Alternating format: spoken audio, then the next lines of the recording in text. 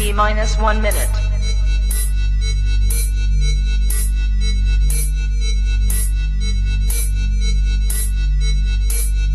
T minus 50 seconds.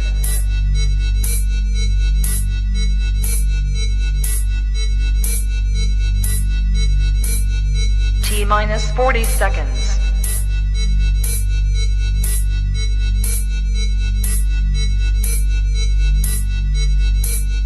T minus 30 seconds.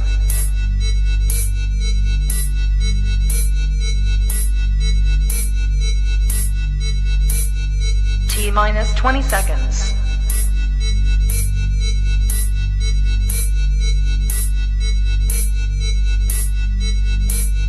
Ten, 9, 8, 7, 6, 5, 4, 3, 2, 1, 0.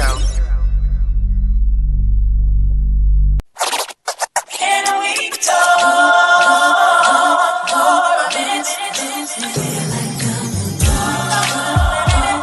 Come on and talk to me. That's what I wanna do. Can we talk? Come on and talk to me, baby. Come on,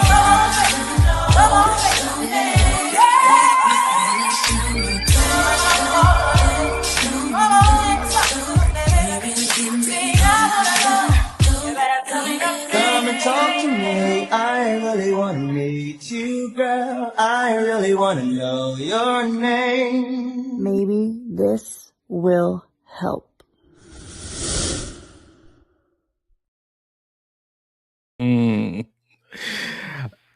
Testing 1 2 1 2. Testing 1 2.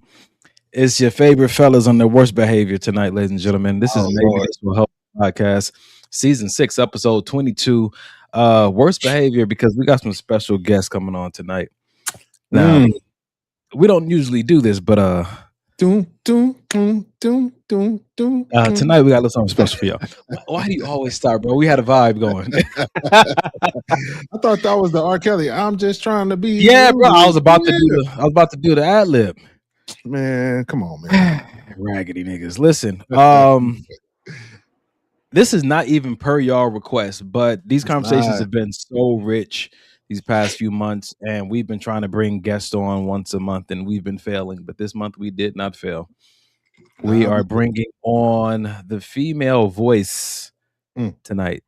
So I want you to get your expectations ready, because whatever they are, they're probably going to be wrong. We handpicked these people purposely. They've been plants in the female movement for years.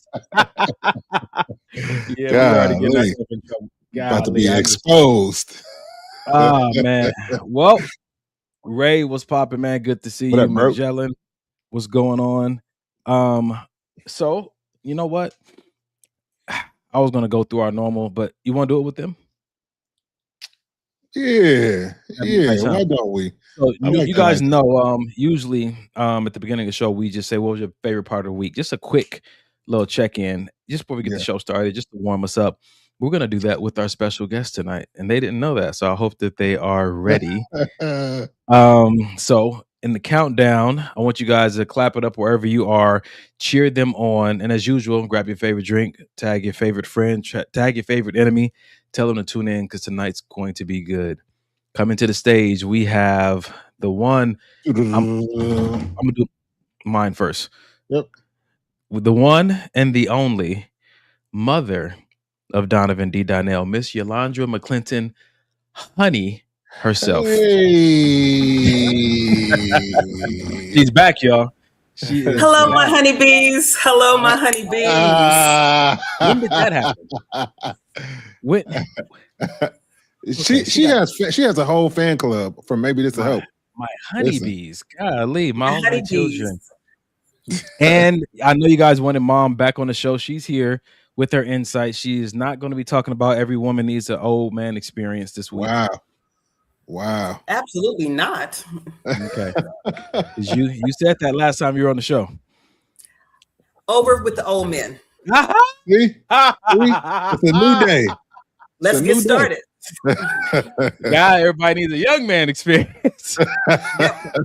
Rashonda said, "Hey, Mama Honey." Amber said, Hi, "Hi." babies. Hi. Oh, Look at all my God. honeybees. Oh, And that is and hilarious. coming up next, I'm not gonna be the only one embarrassed tonight. Coming up next, you guys know her from being in the background often, Come on, my girl. asking for her insight because Mike be on here wilding out, and I'm the sane one. But welcome to the Wow. stage, Mike's better half, the one and only Yes. For Mrs. sure. Daniel. For sure. Hey, there she is. Hey guys, I don't have any honeybees, but hi. You are a honeybee. Listen, Oh God, she's a honeybee. Is she? That's one of your babies. I love that. I love that honeybee. That's great. That's like the beehive.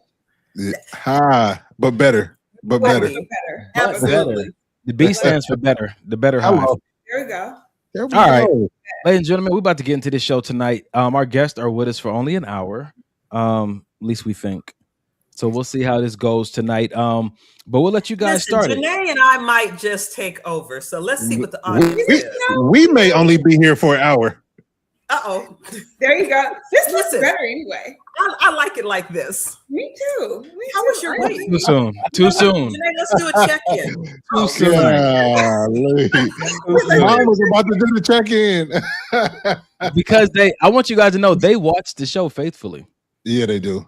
Oh, For Yeah, they sure. So why don't y'all go ahead, man? Best part of the week. Go for it. Okay, I'm gonna start. Best part of my week was we had Bible study today at the house. My wonderful husband hosted Bible study for us here this morning, and it was so rich. It was so nice, and it was. I didn't really want it to end, and I don't know how many people ever want. Many people want church to end or Bible study to end, but I didn't. I thought it was really good, so that's highlighted my week. Yeah, it was really good. Mike's definitely Baptist. He had like 3 closings. I did. He did well though. Mother Dearest, highlight of your week.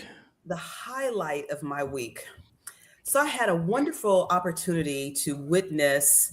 I'm going to say it wasn't actually a play. It was more like a monologue in our community in Leimert Park at the Barbara Morrison Theater. This is my second time going. So the title was 7, A Seat at the Table. And because this has been Mental Health Month, it was a wonderful way to close it out. And the monologue was all about 7 different personalities and the traumas they had experienced through childhood that then molded and made them into the adults that they are now. Wow. And how it affected their ability to love or to be in relationships or how they react. And so it was powerful because when I think about you guys doing this show and I hear the responses from so many about relationships and what you're willing to accept and what you're not, all of it's a reaction to something else that we've experienced in life that's made us who we are now. When I tell you it was powerful, and so I was fortunate enough to have 17 guests, but wait for it. The reason why I know about this, I am so fortunate and not trying to be biased at all, but this young man right here, Donovan D. Donnell, who happens to be my son, exposes me to so many different types of groups and opportunities and plays and things. And I told him, I said, I'm just preparing for the red carpet now. Like, hi, Donovan's mom. How are you? How are you? That's good. But That's on the good. real side, the highlight of my week was actually being able to sit in the moment and think about why we do what we do and how we react. So that'll be some of my comments even tonight with the things you guys talk about. That's good. That's All right. solid. So, Mom, is that an every week thing, or is it over? It's over. It was Okay. significant. When she said 7, she had 7 characters. They did 7 performances. Everything revolved around that number. But last night was the final night. And so people were asking for it to come back, or is she going to take it on the road? Just a shout out to her. She is the operational manager for Napoli's Health Napoli and Naturals. Wellness. What's it called, Donovan? Napoli Naturals. What is Napoli it called? Naturals. Yeah. Yes, in Leimert Park. It was all about, and so the bottom line was about healing. How do we heal from it? They didn't just throw you out there and show you the trauma. They brought it back and talked about the healing nature That's of it. solid. That is solid. Yeah, it is. Ray asked where he said he wished he could have saw it. So in the link in the chat, I put the link. They had it live on YouTube this last show. So I put the link in there. So anybody wants to go watch it, you can go watch it. Just click Powerful. the power and copy. Paste. Copy and paste. Listen, let me finish drinking my drink. Mike, what was the highlight of your week, man? Highlight of my week. I was gonna say it was Bible study, but my wife took that one. So Friday, Thursday was my son's 15th birthday. So we celebrated that with him. So big shout out to him turning the big 1-5. And then on Friday, my wife and I took him, his best friend Tyler, and Denham's girlfriend and Tyler's girlfriend to the fair, LA County Fair. And it was so many moments during that time where everybody that's been watching the show knows I get emotional over everything as it pertains to my family. But just watching him, hold his girlfriend's hand and hug her and just see, him really growing up and stepping into his own, and not just that, doing it in front of me, you know what I mean? Like being comfortable enough with me to hold his girlfriend's hands and not feel weirded out, or us being at the fair together and not being weirded out. It's just, it makes me proud to have the type of bond and relationship that I have with my son. And like I said, just seeing him growing up and carving out his own path, and it's dope, man. It's dope. So I think that was the highlight, just being able to watch him do, like, just be him and in his element, like unfiltered Denham, So yeah. Come on, man. Yeah, man. Yeah, it was good. Good, man. Yeah. Oh, All right. Well, congratulations, Dad, Uncle, Mom, yes. Grandma. Right. Yeah. Right. Yes. Highlight of my week was this nap I took, bro. Y'all know I've been doing a lot, and I haven't been overwhelmed. But God, it was a nap. I had a really good nap today. I've been needing it all week. I think that for me, just a conglomerate of this week. I had a lot of interviews to do because I have a book coming out, and they have been going so exceptionally well. The highlight was just me recognizing the deeper I get into this entrepreneurial season that I'm in, the more I recognize God is with me and his power is on me. And so that awareness brings about a different kind of confidence and ease, no matter how booked my schedule gets. And so that was the highlight of my week. I really feel his hand with me. And yeah, I mean, if I got that, Yeah. how can I lose, my guy? How can he lose? That's solid. Yeah. Well, ladies and gentlemen, the moment you all have been waiting for, we're about to get into the show. If you guys are not following us on Instagram, follow Maybe This Was the Podcast on Instagram. If you're following me, you already know what's going on. I've been posting things in my stories. People have been commenting. And so because we have Janae and Honey on the show tonight, we want to give them a chance to comment on a few of the things I've been putting in my story. We're going to start light, then we're going to throw some hard balls at them.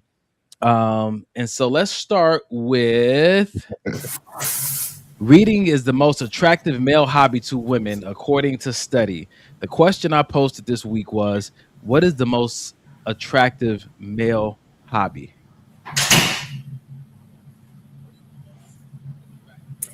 I'm not answering. Or are we waiting? Yeah, like I did respond, but reading is sexy. It really is. Is it? Awesome. It's Let's stick sexy. with that because Like- so many like- women put Because reading. let me tell you something. Reading. There's Hold on. something about- Reading to you, or just knowing how to read was the question. Oh, to me, man. God. Oh my God. goodness. Go dog go. Golly, that's a low bar. That's not what we're talking about. What are we talking about here? Okay, so I guess I interpreted it a different way. I looked at it reading as intelligence, right? Mhm. And so an intelligent man that with a newspaper, so I'm gonna date myself because now you're online, but I have found something just so attractive about that. Or even when I was in school for this last degree, and then my study partners, but the guys, like their reading and their comprehension, and then exchanging words. Donovan, I think it's attractive when I listen to you read. Yeah. It is, but that wasn't my number one hobby. But I just want to say that was attractive. Okay, reading is it does, hold on, before, does that make you feel some type of way about, we always talk about women feeling safe, we feel like a man can provide, like, does that make either of you feel some type of safety, some type of confidence in your man if he knows how to read or he reads well? So for me, I think if you read in general, I think that's great, because there's not many people that I know that read books constantly and continuously. And they say especially for black people, they hide stuff in books. So if you know that, and as a man, you're reading. For me, I want to be a reader. I wish I was a reader. I'm not, because every time I read a book, I get sleepy. I always go to sleep. I don't know why, but I wish I was a reader. But is it attractive? I think it's an attractive quality. I don't think it's something that I'm like looking for. Like, you must be a reader, So, What's your hobby then? So first thing that came to my mind was a man that's in therapy. I don't know if that's considered a hobby. Not a man, just me. Continue. Well, you're correct. That's correct. but if I was in the dating pool, and I'm happy that I'm not, a man that would be in therapy, and someone who actually takes his mental health seriously and knows that I don't have it all figured out. Therapy is a hobby, is wild work. I feel like it's a hobby for me at this point. Sheesh. I am not mad at it. Okay, Mom, you said reading wasn't your first one. What was your first one? Can you read the question again? Yes, man. She done went on a whole different spree inside. Reading is the most attractive male hobby to women according to study. What would you say is the most attractive male hobby? Can I put the two together? Cooking and cleaning. Oh, that was going to be my next one. That's my next one. Ooh. You walk in, that house smells good, and he can cook. Oh, yes. Why? You got points. It tells me a lot about who you are. What does it say? So with the cooking, you're conscious. Well, okay, so that could go two ways. But in my experience, right, you're conscious about your health or what you put into your body. You got skills. It's something about if you know how to season. You're a chemist. I don't know. We just take it to a whole nother. You can Mike, make Mike, the reason I'm asking these questions is because oftentimes when women and men are having conversations, there's misinterpretation. Same words, misinterpretation. That's how we end up having these little disagreements we got to recover from. So I'm asking them to interpret what are they seeing when they see a man read, when they see him cooking, when they see him cleaning, because I promise you, we're not seeing the same things. I have a question when it comes to the cooking and cleaning. Is it attractive because that's something that society has said only women do? And so now you're seeing this masculine man take on that responsibility and do it well. Interesting. No? So for me, it's opposite. I think yes for me, only because if I'm looking at you cooking and cleaning, it's one of the things you do to help lighten my load. Mm-hmm. And so that's how I would see it. And maybe that's because typically I'm the one who cooks in our household. Mm-hmm. And so if I come home and dinner is cooked, I know Mike probably did that to lighten my load. I had a long day or whatever the case may be. Mm-hmm. So I'm looking for a partner. Yeah. Right. And so if we can share in this partnership, I can cook, you can cook, we can both clean. And it's our environment that we're creating. Right. And to Janae's point, does it lighten the load for either one of us? So I think it's very attractive. I love it. Okay, so let's do this because I asked the women to comment on my story, but I did not ask the men to keep their comments to themselves, kind of letting women, shine for a moment. But I did hear from one man. He said it's interesting if you would have asked what is the most attractive hobby for a woman to have. A man said he said that they would probably name a hobby that they can do with their woman. He said women Mm. often name hobbies that they want done that they don't want to do. And that's so crazy because that's why I asked what I asked. That's interesting. It is. So you said so they said that mom said I'll cook with him, clean with him. Then when I see stuff like built stuff, the built stuff came up a lot. Do most women want to build with him or they want to see him build it? When I saw work on the car, change the brakes, change the oil. And so we kind of had this comical conversation behind the scenes about the honey-do list. Me and my mom talk about this often. My mom's been preparing me for marriage since I was like 8 years old. And so the never-ending honey-do list. And we came to that conclusion, I think I put on my story, that women just like to see men working, like to see men active, like to see men doing things. Would you guys like to comment on that, confirm it or refute it, that women just like to see men actively doing something, and when they're laying down doing nothing, it kind of gets under their skin? I'll Damn. let Janae answer that first. So I don't think it gets under my skin at all to see Mike sit down and relax because my husband already does a lot. So I don't need to see him do more, but for sake of the question, that's why I answered the way I answered. But I don't think for me to turn on to see a man just doing something, I don't think it's that at all for me. Would it be a turn on to see a man laying down, just enjoying a good movie in a blanket? Yeah, as long as I'm right there with him. Ma? So it's fine to sit down and relax. I know that there's always something to do. For me, I just figure at the house there's always something to do, right? However, You're not lying, y'all. I grew up in this woman's house. She ain't lying. there's always something that can be done. Yeah. But I've been fortunate enough in relationships and in marriage that I've always, I just don't have the negative side. I've always had the positive side that I think I have OCD. I've been told I do, right? But I attract people that are like me. And so usually everything is done, it's in place. Yeah, sit down, relax. It wouldn't bother me at all. But if the house is a mess and things need to be done and you're just kicking it and I'm up working and you're watching me, that's a problem.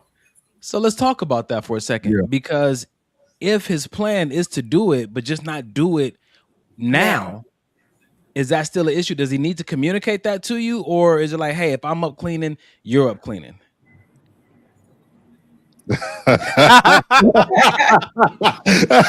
That was so loud. That was so loud. Okay. Not taking off the glasses. Golly, Ma. Here's the challenge. Here's the challenge. Because I'm going to just look at it and you're like, okay, I'm going to get to it. When? Oh, when the game is over. But you not doing that then prevents me from getting something else done. Wow. In my mind. Wow, that's deep. That's deep. I think it goes back to what Mike said. Like, communication is important because if somebody's already exhausted, he can be like, well, does it have to be done now? And you're like, it's preventing me from doing what I want to do. And so does this point of contention often grow into something bigger and cause divorce? Because we talk a lot about divorce in this generation, and the understanding I have is that it starts with something small that either wasn't communicated well or there was a small mismatch that grew into something bigger later. So Donovan, you and I have had these conversations, and I think what happens, and guys, please jump in and in the chat. If it's the person and we want it done now and we can't get it done now, and let's say it doesn't create a problem, but I'm just going to go in and get it done and I'll just do it, right? And that continues to happen. This is where we start to be, and we could be guilty, like extremely independent. Well, that's okay because I've already done it. Don't worry about it. I got it. And that's the challenge and the problem that just grows and grows in relationships. And then that's when it grows into something else. So you're saying that some of these women out here who are hyper independent are not because they have lazy men, just because or it's not because they had lazy men. It might be because they had men who didn't want to do stuff on their timeline. And they didn't have patience. Janae, you got anything to add to that? Because Lord. I mean, I would agree. And I think I'm fortunate enough in my marriage where if I get up to clean something up, we know we have people coming over, you know, Mike does the same thing, or he gets up to, you know, pick up, we just kind of follow each other, you know, in that way. But I will say, 'cause in a past relationship, it wasn't that way. It was always me who was the one that had to clean, and it was it's like pulling teeth to get him to get up and do anything else. You know, is that because you guys wore the same size hoodie? Is that when you shouldn't date a man who wear the same size clothes as you? I'm just wondering if that's the same dude. It has nothing to do with what we're talking about. It might. It might. We're just gonna clear this up. We're gonna clear this up. Clear it up, Janae. They be wanting you to clear it up. You be trying to clear it up in the chat. That's the other person I'm talking about. 1, 2. That hoodie was my hoodie, but it was his brand. It was not his hoodie. It was mine. It just happened to be a size for a man. Donovan, we know the truth, brother. Okay, hold on. Because come on, Janae. What size was I 2 years ago? Did Donovan leave me? He wow. He stirred the pot and then left. Listen. Nah. This is good though. And I appreciate this because these are some of the conversation. I am not being messy. I just had a question. Honestly though, I love that. I love this conversation for this podcast because sometimes it's something that small. It is. That someone doesn't know how to communicate that causes so much division and space between two people that really love each other. And it's like, I just need it done on my timeline. And he's like, well, I just need you to care more about my energy levels, right? So I was talking to one of my mentors a while ago, and he said, you want to find a woman that cares about these 3 things. He said, your peace. He said, your peace, your money, and your energy. He said, because finding one of them is fine. Like a woman that doesn't want you to spend all your money, that wants you to be money conscious. He said, that's a good thing. But he said, well, we have to understand that for men, usually our peace, our money, and our effort, our energy are all tied in together. That's like our biggest banks that we are trying to manage so that we can properly take care of our woman. Our peace helps us to make better decisions in the right frame of mind. Our money, of course, is how we provide most things. And then our effort or our energy, that's come back to that honeydew list, the things she wants us to do outside of the protection and the provision part of it. And he said, when a woman can see you wanting to spend money on her for something, like, no, babe, that's not a big deal right now.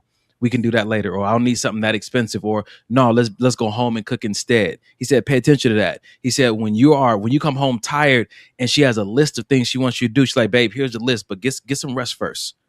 Get some rest first, and then let me know if can you do this a little bit later on. Can you do it this weekend? What was that one? That was the energy. That was the money, and then the peace.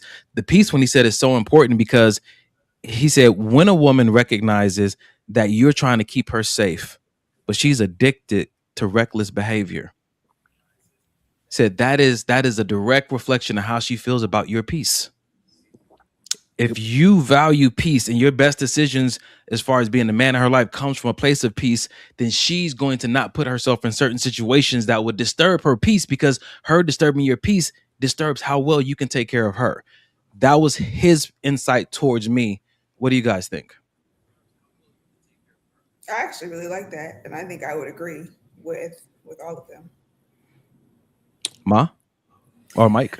Communication is key. So I think in relationships, there needs to be a whole conversation. If there is a to-do list, then it's like with everything else that I teach. It's like, what's the time frame?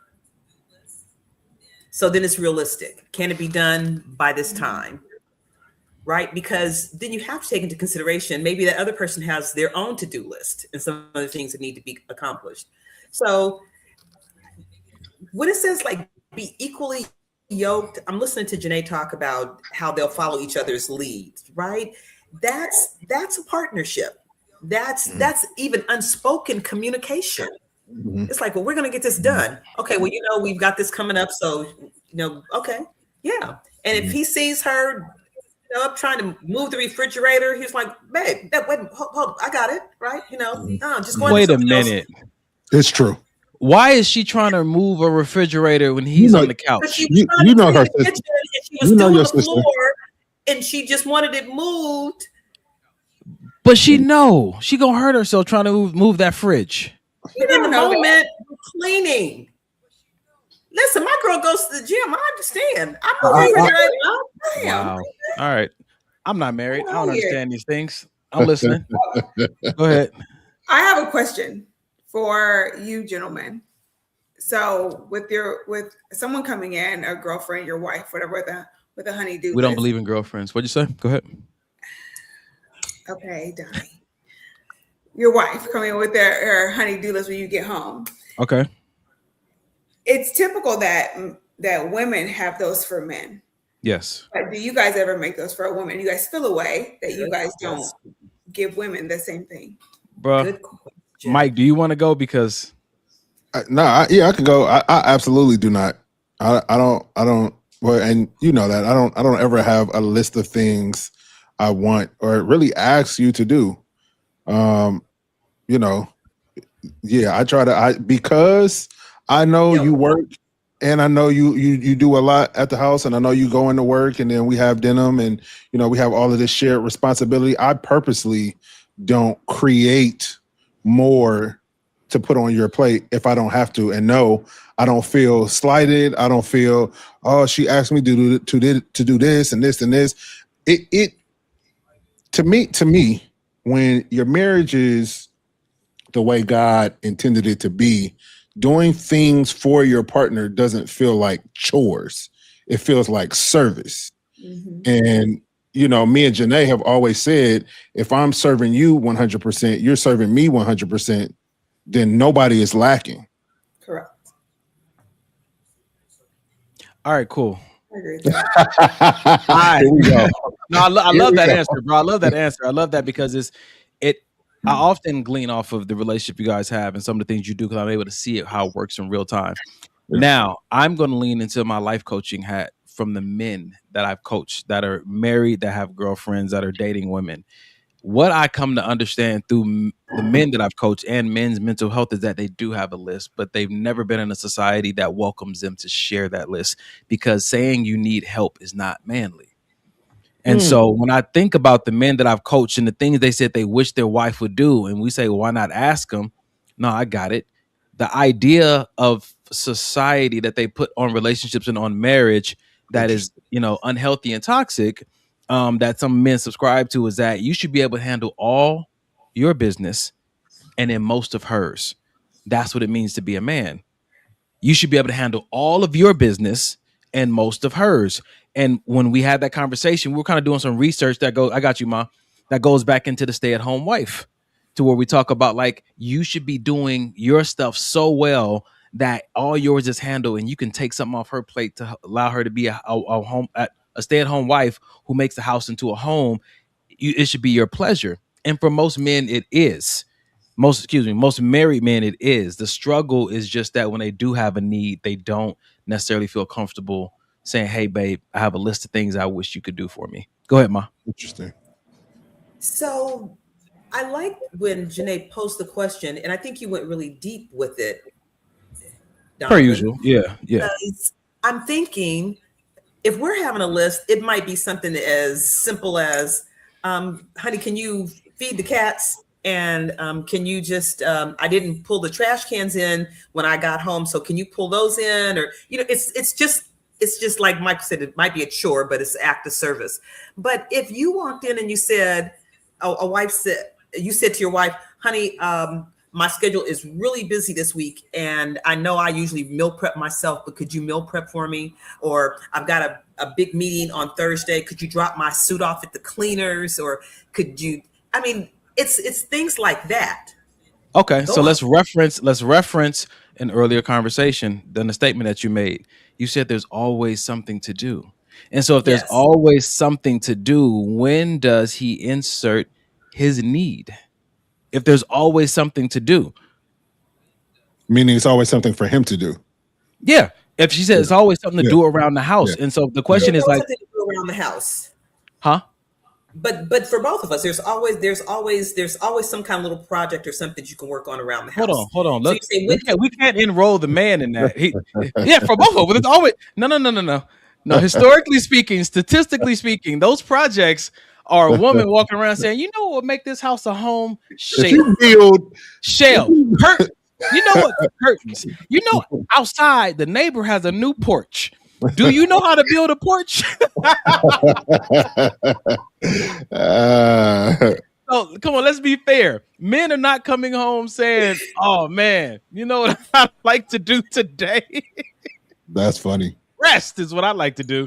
That's funny. Hey, have you seen these Amazon things? I know you can make one, and you told me not to order from Amazon no more. What if we just went to Home Depot? Half the price. Doesn't that sound good?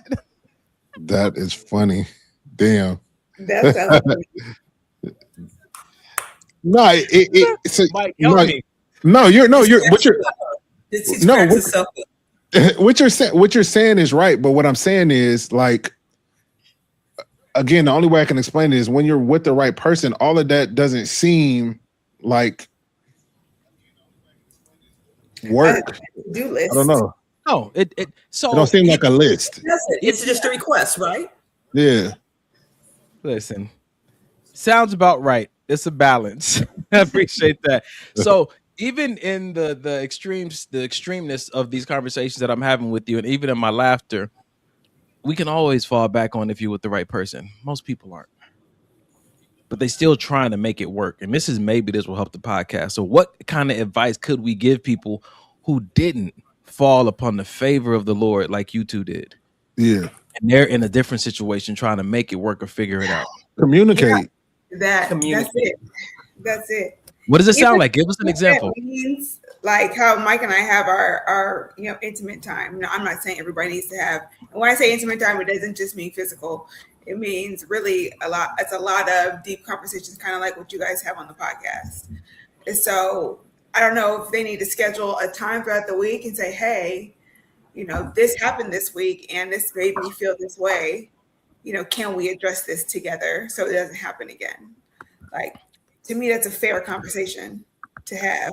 But then you don't get to react in the moment.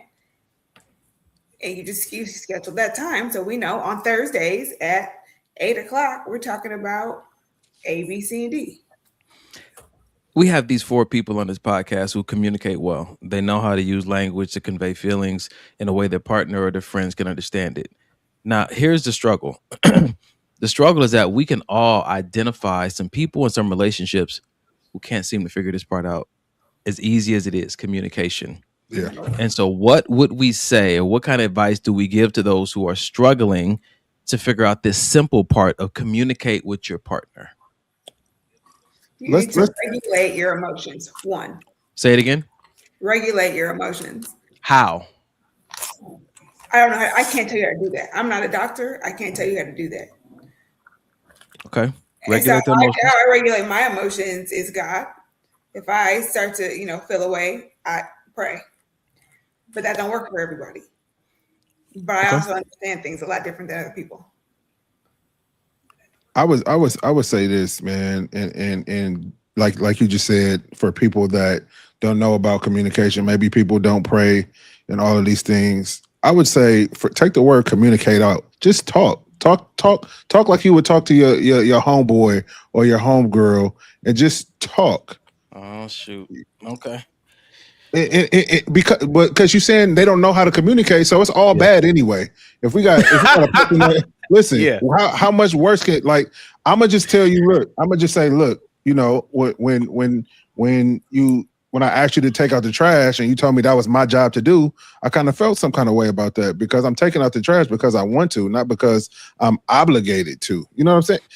How you feel to me, and this is how I communicate with Janae, this is how I communicate with you, with Denim, this is how I communicate. If it's something on my mind, I'm gonna just tell you what's on my mind. Like, how you take what I'm saying is completely up to you, but I'm gonna explain to you what's going on in my mind so we can get past it, so we can talk about it, whatever the case may be. It don't have to be no deep communication type of thing. Just talk. You know how you feel. You know it bothered you. At least that. I was bothered by it. Let's start there. Okay. Before I go, Mom, you got anything to add? What would you say to No. those relations? Okay.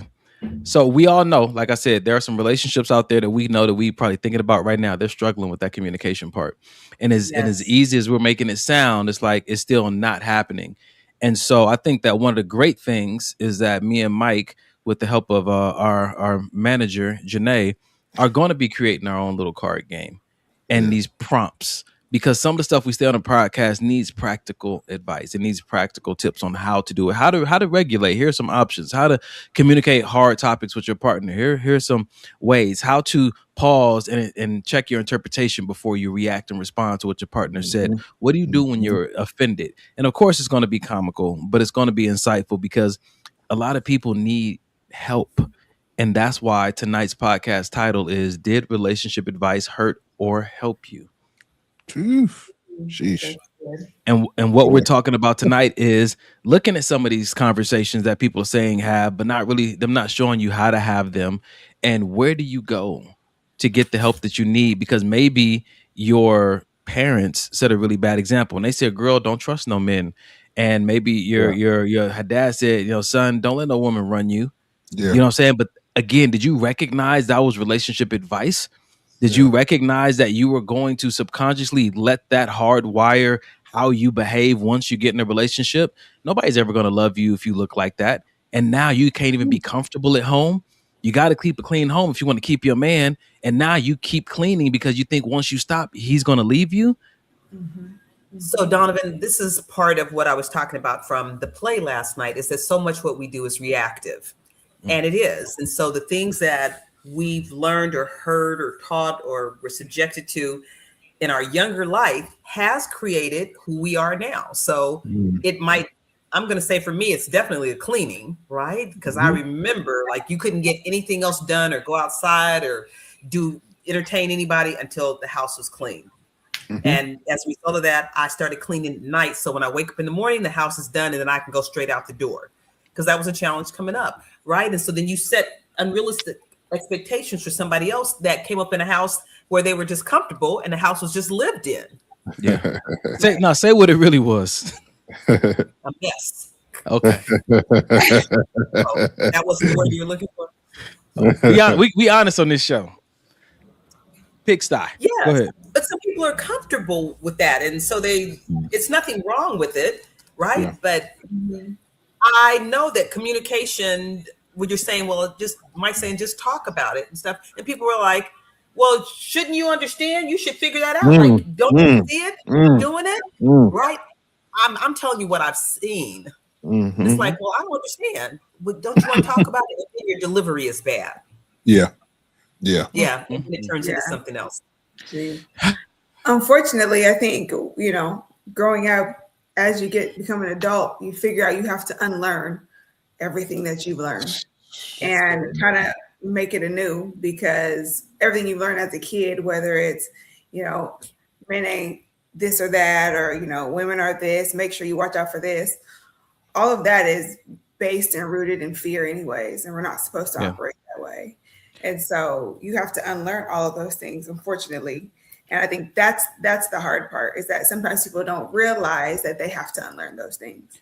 And that was where their bad communication starts to come from, is because you just feel like you're right, because this is what you've known growing up your whole entire life. What's really tough about that, because it almost makes it seem like if you didn't say what you just said, sis, that you have to unlearn it, it almost makes it seem like two people cannot be compatible unless they had a similar childhood, unless they had similar type of parenting or guidance growing up, because that's how they're going to perform in relationships. But I think the freedom that most people can experience while listening to this conversation is that you can unlearn those things. Yeah. You can relearn and go do something new. And I think that it starts with the awareness that there is a subconscious way that I enter relationships and a conscious way. But you have to stop and ask yourself, why do I want what I want in relationships? Why do I respond this way? Who taught me that? And why do I hold on to it? Because the hardest part is that when you get toxic guidance from parents about relationships, and then you get into relationships where those people reinforce exactly what your parents were telling you.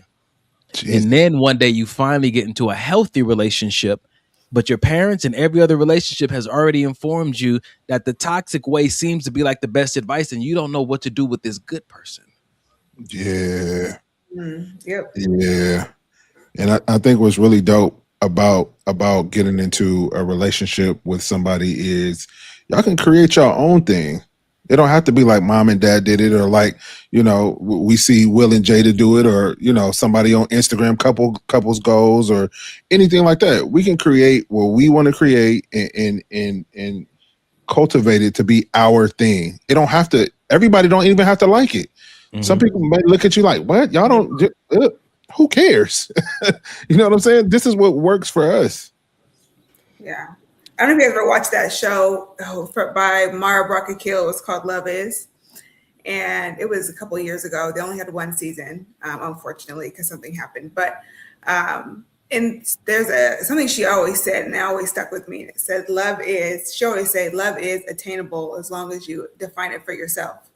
And to kind of go back to what you were saying is same thing. Like, a lot of society shapes a lot of things that we do, right, in relationships anyways, but you can have whatever type of relationship it is that you want as long as you get to define it, you and your partner. Yeah. I love that. I wrote that down. I'm using it. Do you guys want to have some fun? And by fun, I mean, you want to tick some people off? Oh, I'm all for it. Everybody's there. All right. Ladies this is the wrong group to ask that question to. It is. Listen, hold on. Before we go there, Ray said, I just had this very conversation with an uncle this morning. I was trying to explain this whole scenario. Listen, oh wow, run this back to him. Yeah, let him check it out. Yeah. So this is a video. It's our first video tonight. Please bear with us. I saved this for an episode where we would have a woman on the show. We have two tonight. So, gentlemen, get ready to be blessed. Oh, so how tall are you? 5'11". I mean, technically 5'11 and a half. I just thought you were taller for some reason. Okay, go ahead. Let me ask you something. How much do you weigh? Excuse me? How much do you weigh?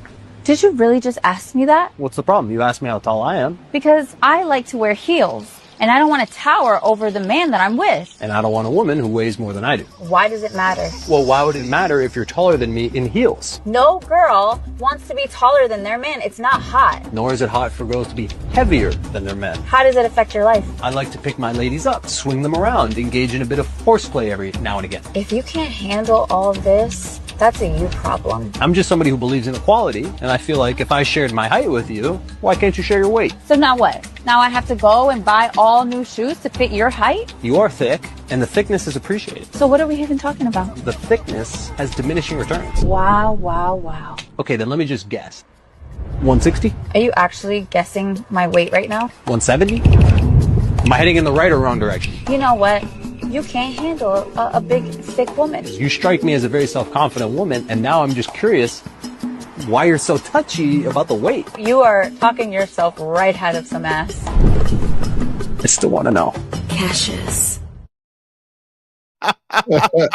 So tonight, ladies and gentlemen, we are discussing the double standard. The double standard. They want to know our height, but they don't want to share their weight. That's just the beginning of the double standard. What are your immediate responses to the video? Anybody? It's up for grabs. Listen, I thought it was hilarious. I thought it was hilarious too, but I agree. You ask his height, why not share your weight? For me, I'm like, who cares? But you got friends who care. Talk about them. Why do they care so much about a man's height but don't want to share their weight? Or care about if a man has a unit or if that's really his car and they have on, fake hair, fake boobs. Like, if the double standard is I can put on whatever I want as a woman to make myself appealing to you, but I'm going to call out everything I think about you that's fake, but don't ask me about what's mine. I have the receipt for everything. Yeah. So I don't even know if I'm the right woman to ask this because I agree on the man's side, like the double standard when it comes to so you acknowledge that there is a double standard. Oh yeah, for sure. I know, sis. I'll just ask you to talk about your friends that I met, huh? Oh, not that I met. Who said that? Nobody. That's your friends that I met. Jesus, and she gonna repeat it. Mom, what do you think? There are double standards, and if goes back to something Janae said earlier. It's things that we were taught, right? So it was inappropriate for a man to ask your age, to ask your weight. Those are just things that we were told as young women. Like, that's not what you do, right? But I've got friends that, you know, that work out that are thick, and they're happy to say, you know, I weigh 160 or I weigh 165 or one. But is it? And I know guys that like thick girls, and they don't care if the girl weighs more than they do. Now, my children are sworn to secrecy. We don't talk age on my side. No, that's not your business. You don't need to know. You can't even ask me how old my children are. You're trying to do the math. Yeah. Okay, so I have a question. So why is it that though? So is that because growing up that's what you learned, or is there another reason you adopted that? Because you look 45, so vanity. Stop trying to guess. I love that. I love that answer. I love that answer. Because it's honest. It's true. Vanity. That's fair. So is that only for women or for men? Do you? Let me ask a question that's probably never asked. Have you guys stopped to think that maybe the double standard is healthy? So I would need give me something of why it's healthy. Like let's deal with the video, right? Though the double standard, she's assessing and analyzing him based on what she perceives he needs to be for her, right? His role as a protector and provider, right? Yeah. Understanding that in society, taller men. No. All she said was she wanted to know how tall he was, so she would know how high her heels could be. No. She said no woman wants to tower over her man. She said, am I supposed to buy all new heels just to accommodate your height? Because she thought he was over 6 feet. That's what she said. So her heels are already supposedly towering over him. And so there's something. So we had this conversation on the show before. That's why I'm trying to balance the playing field when it comes to double standard. Women on this podcast have openly said that a taller man makes them feel safer, regardless if he has a gun or knows how to fight. Taller makes them feel safer. And so that's the societal norm. That's the societal prototype for a man to be able to make his woman feel safe and be able to provide, right? Taller men, more muscular men have more power when it comes to business. That means more ability to make income, right? That's one side of it. Now, when you look at a typical woman's role, when we talk about having babies or being able to cook, very, machismo in the way that I'm talking about it, but none of that stuff matters. We just want to know if your baby maker works and do you know how to cook? And so when it looks at fulfilling the societal role as a man or a woman, it seems like the double standard makes a little bit more sense, because when it comes down to fulfilling your role, our analysis is totally different from a woman's. So I'm going to agree with Janae that I think double standard is fine. Like I thought that it was fine because of all the things that he said, right? I like to pick my woman up. I want to swing her around. I'm going to share something that Donovan probably doesn't even know or remember. But a long time ago, right? There was somebody that, this is really a long time ago, but there's somebody that Donovan was dating. And in church, some of the older ministers, deacons, he's a young man and where he comes from, and they're concerned about his future. And their comment was, I don't know about that one, because she's just one McDonald's meal away from, look at Mike and everybody's face. Janae's eyebrows went up too. They said, that is so rude. That's what they said. They were like, that's not the one for him because they're thinking about him, children. They said she's just one McDonald's meal away from just, no. So it is, as quote unquote messed up as that may sound, even to this day, one of Donovan's things is being fit. You know what I mean? Not necessarily weight, but being fit. So I get that, and how he looks at women is just I feel is different, because like you said, the baby maker thing, and I think when he said an overweight woman, he wants to make sure that you're gonna be here long enough for us to enjoy life. So I get it. As messed up as that may sound, I would actually probably agree with him. So the thing about it that she was not. She just had a different build. She had, and Mike understand this. What is Mike, a different build? What she does had that mean? I'll tell you what it means. She had a New Orleans, Houston build. Okay. Well, And you would assume that those hips to waist ratio would, for the untrained eye, it would appear that she was one Happy Meal away. But wasn't nothing gonna change the shape of that Happy Meal. I'm gonna tell you that. So, but as my grandmother would say, what it takes to get him is what it takes to keep him. And so Say it again, Ma. You have one baby, and what the package was that I bought now has changed and may not return to its original form. Yeah. It's work on it. This is the foundation of why ankles are so important. Ankles will always tell you how a woman's body is going to bounce back after pregnancy. That is the reason. Yes, it's science, hardcore science, neuroscience, biological science, ocean science, space science. Mike. It's your son, Mom. This is your son. I don't know. Jesus. To your point though, Mom, I agree. Are we getting off topic? Don't matter. Okay, cool.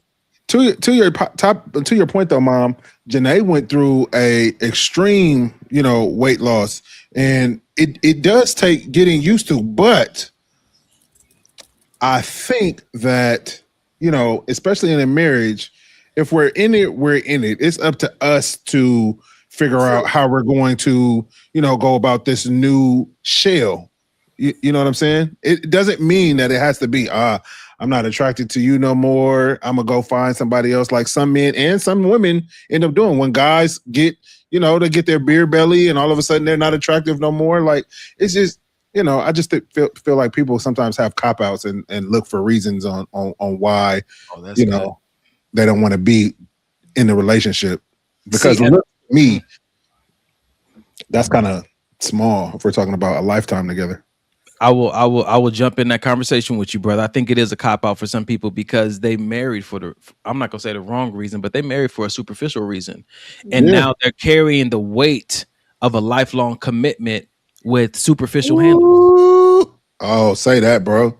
That's good. And as soon as one of those handles break, because you got a very heavy bag with some knockoff handles on it, and now you don't know what to do with the weight anymore.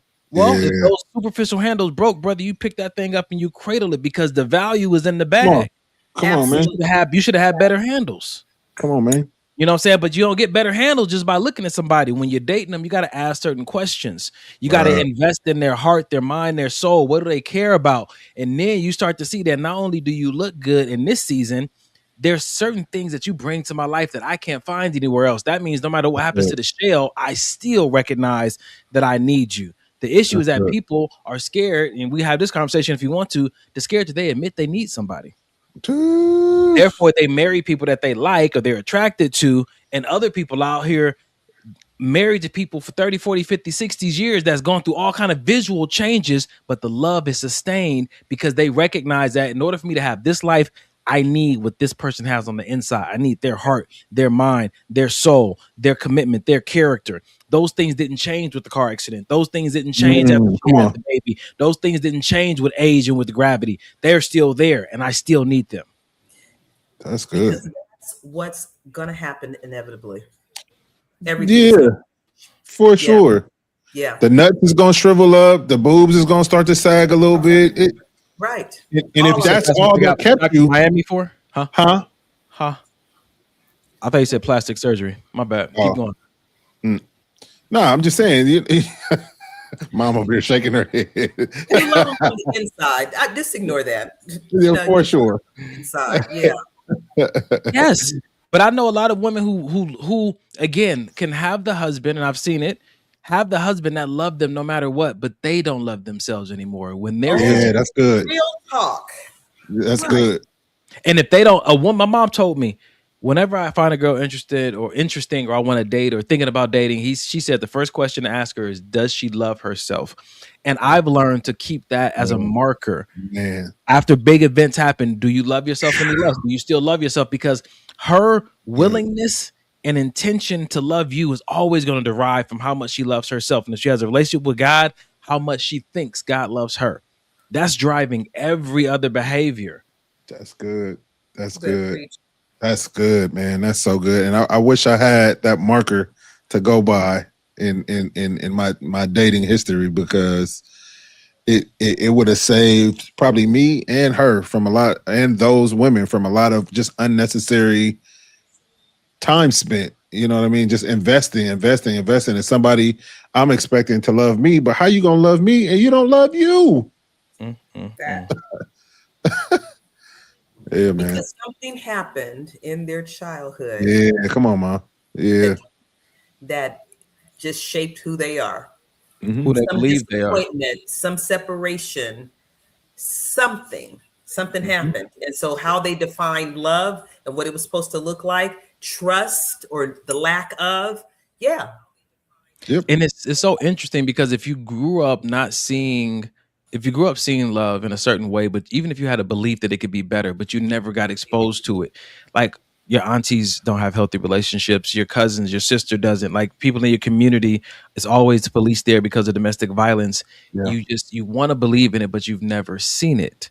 Right. So my friends ask me also, like, what do you do? Exposure is important. You got to get out of that zip code. You got to know that it's out there and do all you can to go find it, because there's nothing like being in the presence of two people who love each other beyond the superficial.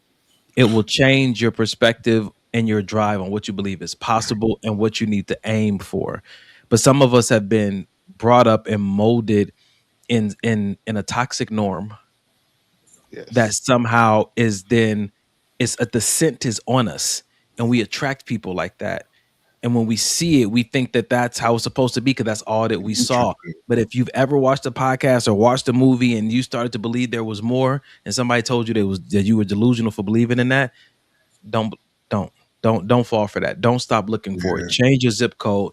Get out there in a different city, a different state, a different country, because it exists. The people who wrote the movies wrote it from somebody they saw. It's a real thing out there. Yeah, I like that. So let's go back to the end of the video, though. Okay. Just to tie it all together. Of course, mother. So, yes. How was that supposed to end? Because he said, but I still want to know. Yeah. So did she like him enough? Was she invested enough to say, okay, here, I'm all in. I weigh 180 pounds, and then he's going to make a decision, right? Or not. The question is, at what date do you ask her weight? Is that date 3, date 4? Never. So I think what does it matter? What is it? I don't what does it matter? How much? I don't think I ever asked. He wants to pick his woman up. He was looking at her as she walked up the stairs. Right. So maybe he needs to get in the gym. I agree. If it was a problem. Jesus Goliath. If it's right, I'm with mom. I get what you're saying, bro. But I'm saying if it's a problem for him, why are we still on the date? You seen what she looked like when she got out the car. Why are you still here? You think that he would have asked her that if she didn't ask his height? Because let me ask the question to you guys. So I have found in the past, guys are usually pretty good about sizing women up and estimating how much they weigh. I don't know if that's because you guys go to the gym or something, or you can tell from a hug, or you do the Ray Charles thing and feel her wrist. Her wrist. Right? Oh, but can you guys kind of tell, like, yeah, she looked like she about $150, or no, she's yes. 200. I would say yeah. I would say yeah. I would say yeah. My thought is that he asked her out of sassiness because she said, "I thought you did." For sure. He went into sass mode. Yeah, he felt some kind of way because his little ego kind of got pricked. His little ego got pricked a little bit. If a man ever tell you I'm 5, sometimes 5'11" and a half. Yeah, anytime a nigga put a half on it, big enough. Just how you guys can tell, like what a woman may weigh. We also got eyes. We can see. We could probably guesstimate your height. True. So it's the same thing. If she's asking the height, if she's gonna ask him about his height, he can ask her about her weight. What's the problem? Okay, so let's do this then. Let's because we're not superficial. Everybody can go around. Mom, Janae, Mike. If there's something that you always had to ask on a date, theirs was height and weight. If there's something that you always had to ask on a date, what was that question? Ooh, Something I Everything's always single. freezing on forget. my side. So if I'm a little Oh my lagged, God. because it's frozen on me on my side. Oh my God. Mama. What mom say? Say Are it you again, single? Mama. Jesus Lord. Damn. Hey, what's crazy is I'm not even mad at that question because listen, it's wild. It's wild out here. It's wild out here. What How is your about wife's this? name? Is your wife married? What is your wife's name? Is your wife married? This is what I grew up with, you guys. This was my childhood. This woman, right? My poor sister is stuck over there. Oh God. Anybody else? Is there a question that you must ask that's always important to you that is a deal breaker almost?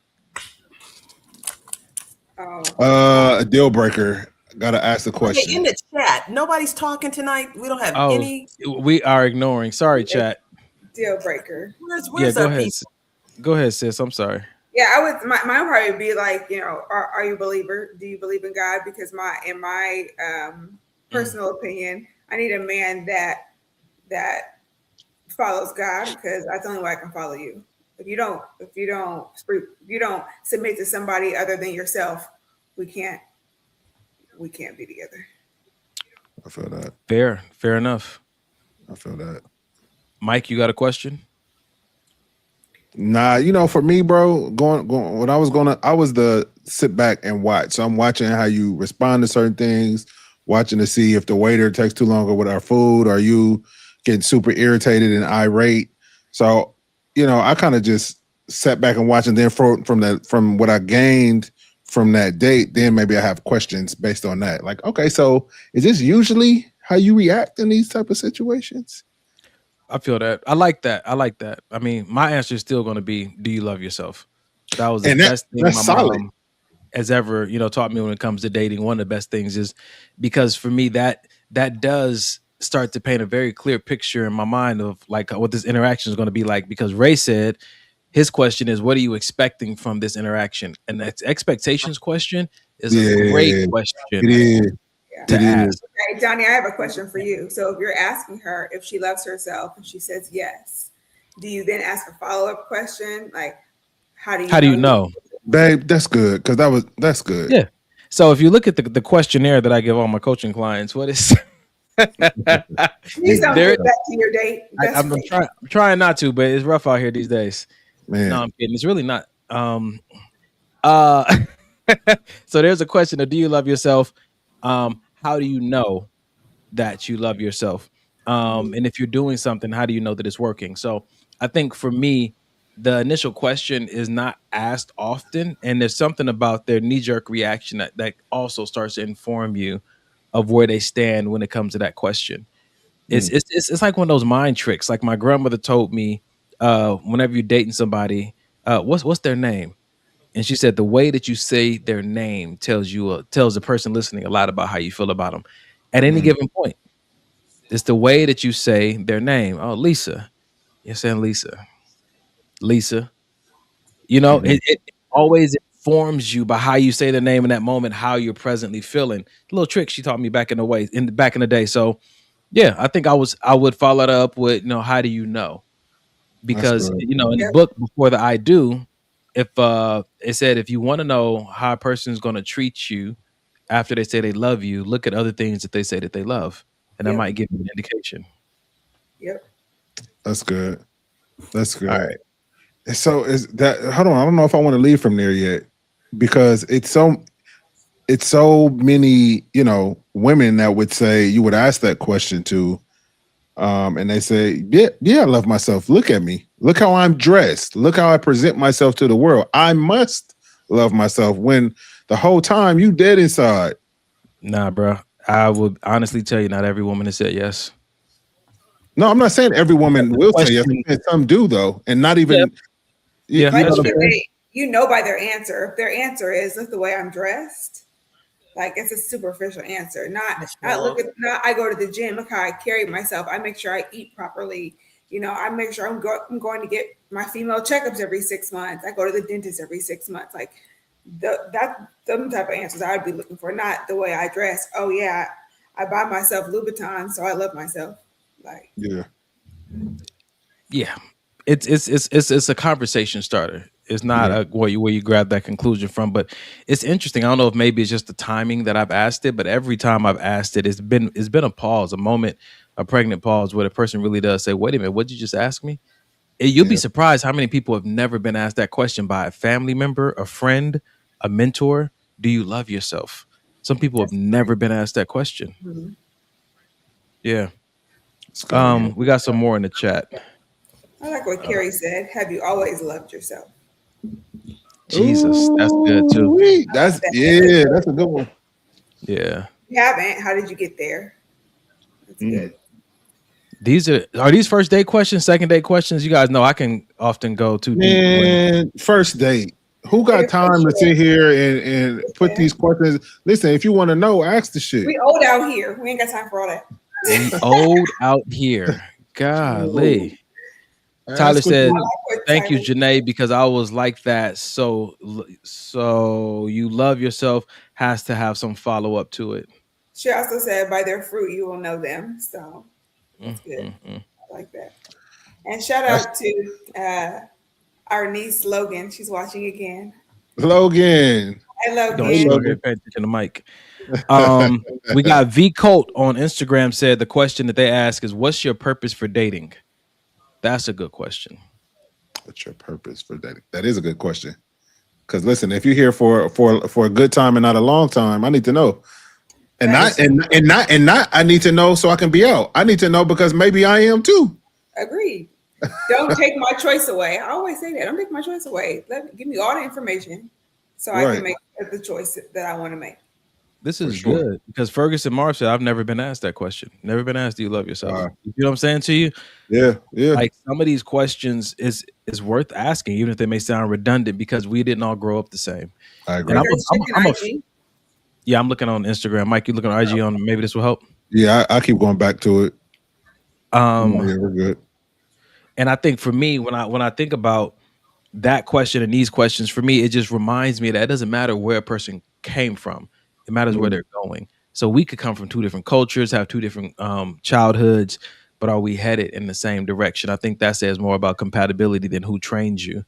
Because as we, you know what? I'm going to put this up so we can have this conversation. I'm going to let you guys go if you're ready to get up out of here. But this is a question I put on my story earlier this week. Women in love act like a mini you. They pick up your hobbies, use your slang, listen to your music. And so I was going to say that, you know, when I hang out with people and I'm getting to know them, or I'm dating them, or I'm starting to like them, I can be very infectious because I bring a lot of my personality to the table. And so evidence of how into you she is can be drawn from if she's picking up your hobbies. Does she use your slang? Does she listen to your music? Do you guys think that is true? And do you also think that it's true for men when they love a woman? Well, anybody who follows Donnie would have saw my response because he bombarded me in my kitchen and asked me this question. So I would say, well, my answer, if you didn't follow Donnie and see that, is yes. I think I have picked up a lot of my husband's traits and hobbies. He works out a ton, and I didn't work out a lot, you know, when we first started dating, but now, yes, I follow him to the gym. And so, even when I don't go, shoot. Sometimes when he doesn't go, I go, or we have to go at different times. I like guns. I didn't like guns. Not that I didn't like guns. I was never exposed to guns prior to my husband. So now I like guns. I like to shoot guns. I have my own guns. Slang. Yep. I used to slang. Music. Yeah. I feel like we both influence each other on music for sure. Hood ratchet. Now with that new song. Don't make me sing it. Don't make me sing it. God, it's so ghetto. It is. Why are you smiling? It's like it's so bad that it's good. That's why. So, Mom, is this true for your generation as well? That when a woman is in love, she becomes a mini version of that man? Don't hit Mom with her generation. She just told you about the age thing. You don't even got to do that. You highlighting it, bro. We're not the same age. So I just want to make sure we clear that up. So I I've seen it happen. So let's just go back with my generation. So back in the day, you know, if you were in a relationship, people had to dress alike. So you had on the same, you know, it was back when it was Flip Hollywood or Cross Colors or whatever. He still do it. He still does it. People dressed alike and talked alike. But let me just say this. I've seen this happen time and time again with Donovan. And all of a sudden, there is a mini me, him, right? And it's annoying. I agree. Something happened to Mom's internet. It's annoying for me. That was good. Mom's internet went up. Did I just get kicked What is off? happening? It's annoying. Michael. It's true. It is annoying. I agree. 1,000%. Oh my God. And then they want to have a conversation with me, but they're talking to me like they're him, and I'm annoyed. Dang. I'm And glad that's great because I'm so glad you saw that. Yes. Agreed. I love that because it helps me identify if they stick with it. I'm the one they want to marry anyway, not you. So it doesn't matter who else is annoyed with it. Right? Right. You don't want to All marry right, you. cool. You don't want to marry you. I was about to say, you want to marry Who? you? Who don't? You don't want to marry you. He can't wait to find out himself. It wasn't even a question. Y'all niggas are assuming y'all was me for a day. Yeah, I'm sorry you feel that way about yourself, champ. Actually, you don't. Donnie, you don't want to marry your own self. The degree you guys are going to trying to convince me lets me know that you understand how awesome I am. In a heartbeat, no dates necessary, brother. Listen, bro, you just buy yourself a wig and just be single. Date or ring. I got my hair long enough, man.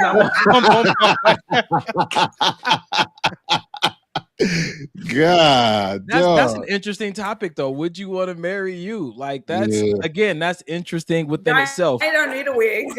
Just take that bun out. That's funny. I'll be right back. Yep. Mama. See, we're not doing this tonight. I don't know what she going to do. We doing it all. Yeah. Man. Anyway, I like it. I'll tell you straight up and down. I like it when they become a mini version of me. And I also like it when I pick up certain traits of them. For me, it indicates that there is a level of safety and admiration there that willingly wants to blend. And I like what that means, right? So, you know, and even with me and Mike, you know what I'm saying? There's a safety there and an admiration that makes a willingness to want to blend with that person. And for me, I've been in the opposite situation where there was a very strong boundary against any kind of assimilation or likeness or picking up any kind of traits. There was this strong stance on this is who I am, this is who you are. And for me, that's just not something that I'm looking for. It's not so I'm looking for someone who's willing to explore how many ways. Not all of them. We don't necessarily have to. If we did, I wouldn't mind that either. But how many ways that we naturally blend and mold? Because one day we're going to make a baby that's half of both of us. You know what I'm saying to you? And I think that just for me, because I think, you know, excessively deep about certain things, or more, not even excessively, just more deep than other people think about it. For me, it's a great sign. It is almost an absolute necessary sign. Look at my mom's shirt. This is great. This is great. This is great. This is great. This is great. This, oh my God. Donnie, that's your new gym shirt. That is hilarious. Is it a crop top? His new gym shirt. It's not. That is hilarious. I need me a me is what my mom's shirt says. So the woman who says you don't need to marry yourself has a shirt in arm's reach that says I need me a me. I would love to have me and me. Carrie says, yes, Mom. Okay, so I have a question, babe. Would you want to marry you? Hell no. I agree. I don't want to marry myself either. I get on my own nerves sometimes. Like, nigga, stop. What are you doing? No. But I love me, and I'd love to marry me. Yeah, I love me too, but I feel like I want my partner to be different than me, so I can learn different ways from them. Yeah. Yeah. So my question though is deeper than that. So if they were assimilating to a lot of your ways, would that be a turnoff? At some point, for me, it would. Yeah, it would. Yeah, because I don't need you to be. A yes man. Yeah, I need you to be a yes woman, for lack of a better term. This is so interesting. Go ahead, sis. Go ahead. I want you. Oh, her. Oh, she froze. You should let the internet out. Close the window. That's why she needs to be back here in the man cave. We good. You got to repeat all of that. It's frozen. No, I keep going out, and you guys keep freezing, and I don't understand what's going on. I just be sitting here. Repeat that last thing you said. Nope, not doing that. Anyway, Donovan, what were you gonna say? So when she comes back, I'll let her jump back in there. But I think I froze again. Yeah, you froze it. Put it in the chat. I froze again. Don't do my wife like that. Don't do my wife like that.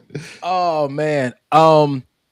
The question I asked was, if they became more and more like you, would that be a turnoff?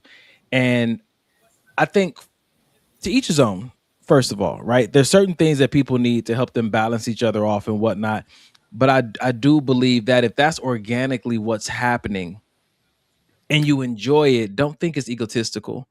You know what I'm saying? Don't think it's a bad thing. Just let it flow into how it is. I think that sometimes people see themselves becoming too much like the person they may be dating, and they try to stop it because they like it, but they feel like it's not healthy to like it. Listen, if it's working for y'all, let it work. If that's what makes you guys flow and grow, and you've changed and you got a whole new set of friends, you got a whole new set of hobbies, you know what I'm saying? You don't go to the same places. But if that's working for your relationship, let it flow. So I think sometimes people are so scared to let go of this personality they've had for so long, and everything in life is pointing to an evolution. And they just don't, they're like, no, because now I'm talking like you, I'm losing myself. It's not for everybody, but I would love to lose me in love. I would love to lose me in love, because some people think, well, you're going to lose yourself and think something bad is going to happen.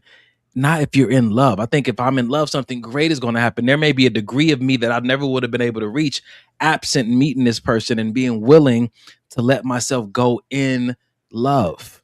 And that is a risk that I'm willing to take. So that being said, you would still marry yourself because you're just talking about a whole nother person. This sounds but think about the time you've known me, Mike, and how I've evolved. I don't want to think about that. Because you get teary-eyed? Angry. Yeah, angry with how long it took you to accept me as a brother. I get it. Listen, I think that the way that I am, anybody who's known me for any amount of time, is not egotistical. It's just understanding. I love the act of evolving, right? So anybody who is becoming like me, it's not just the hobbies and the habits and the slang. It is this commitment and this desire for evolution. And so anyone who is inspired or admires me or somebody else who's on that path, it really is their commitment to this self-evolution. And how I am is going to continue to change and grow according to, how clear my purpose and my calling are to me. But enough of you guys teaming up on me about me wanting to marry myself. And it's okay, because let me stop with this. So when two become one, let's just go there. Yeah.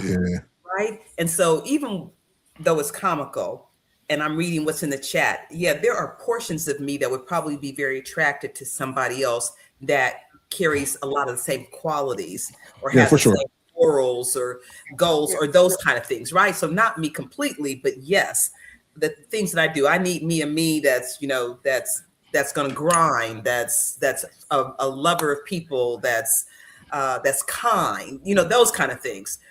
But when two become one, there's always the greatest compliment when somebody mimics you or dresses like you or wants to be like you. But aren't we supposed to stretch and grow each other? And if we can pick up habits along the way, that's what Don was saying? Isn't that a beautiful thing? That's not a negative thing. That for sure. Right? Yeah. Agreed.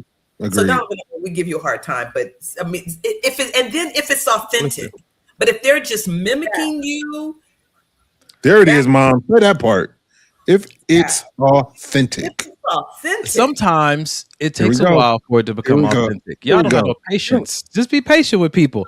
Sometimes, listen, if you've ever, I gotta plead my case. Have you ever in How your do we life, kick Donnie off of here? Janae been trying to kick me out all day, try to kick me out of her house earlier.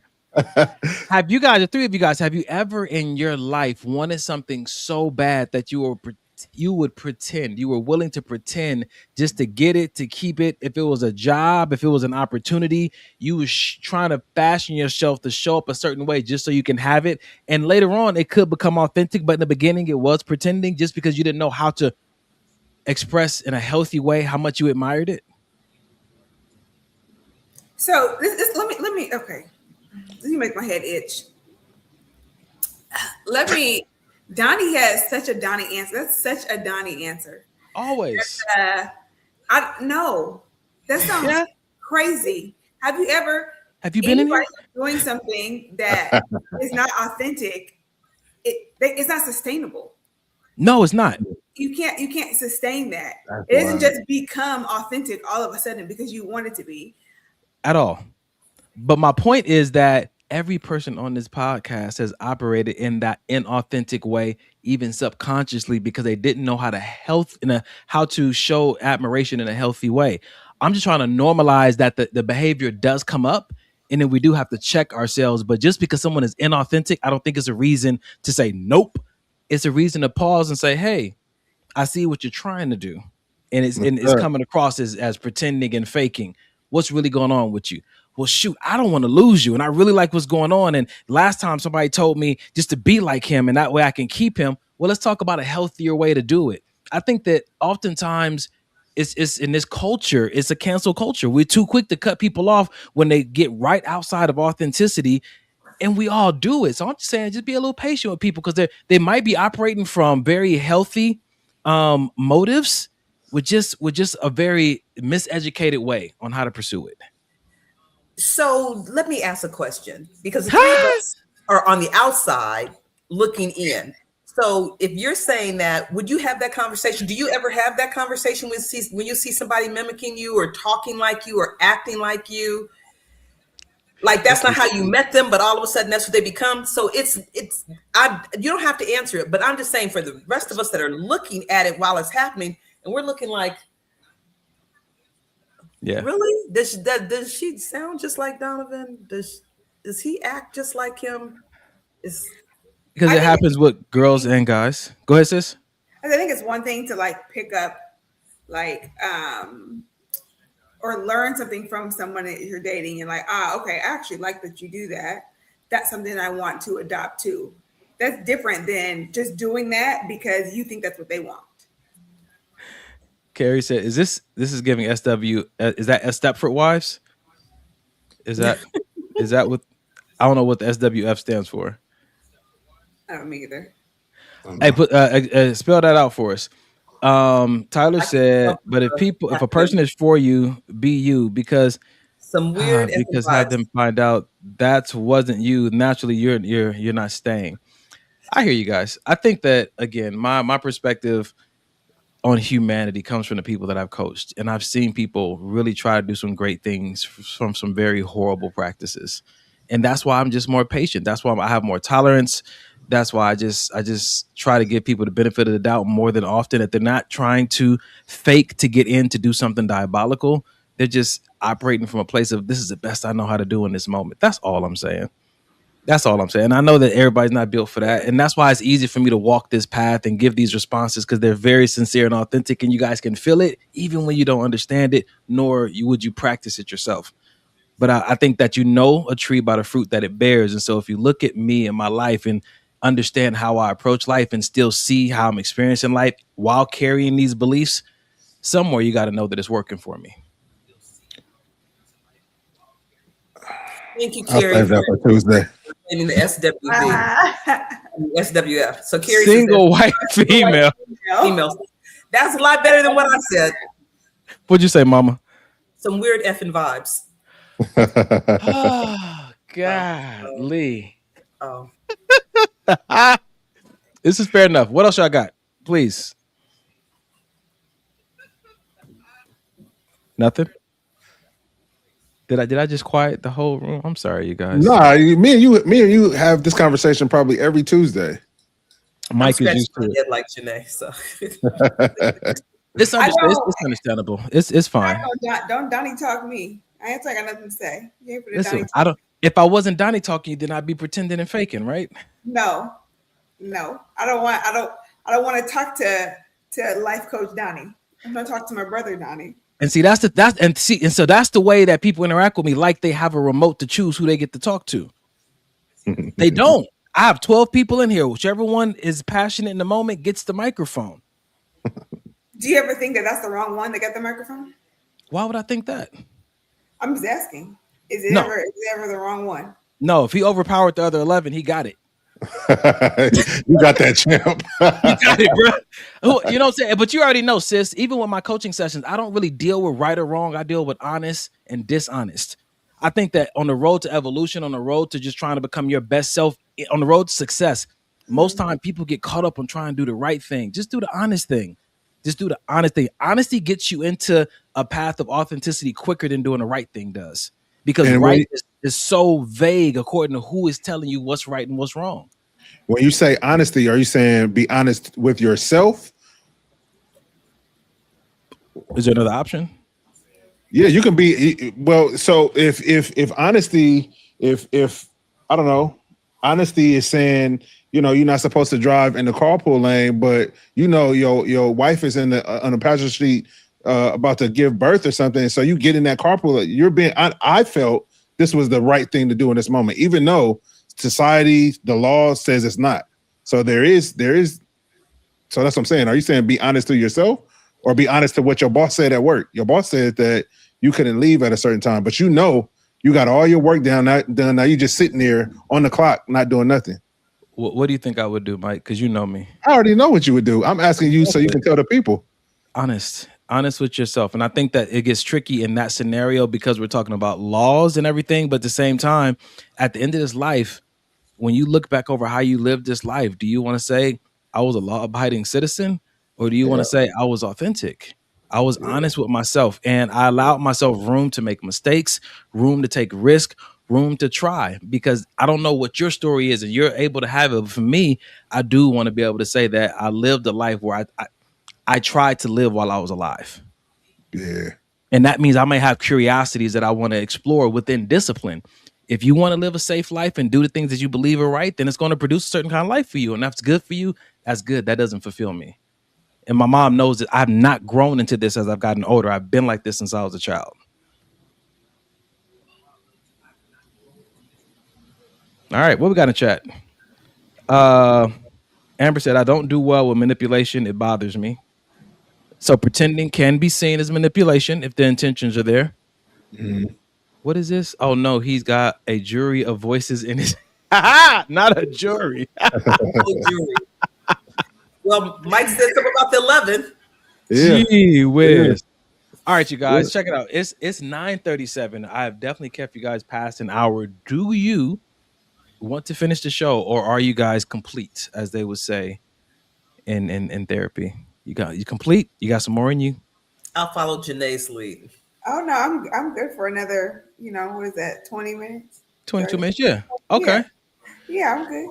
All right, if that's the case, I have another video for you guys. Oh, how tall are you?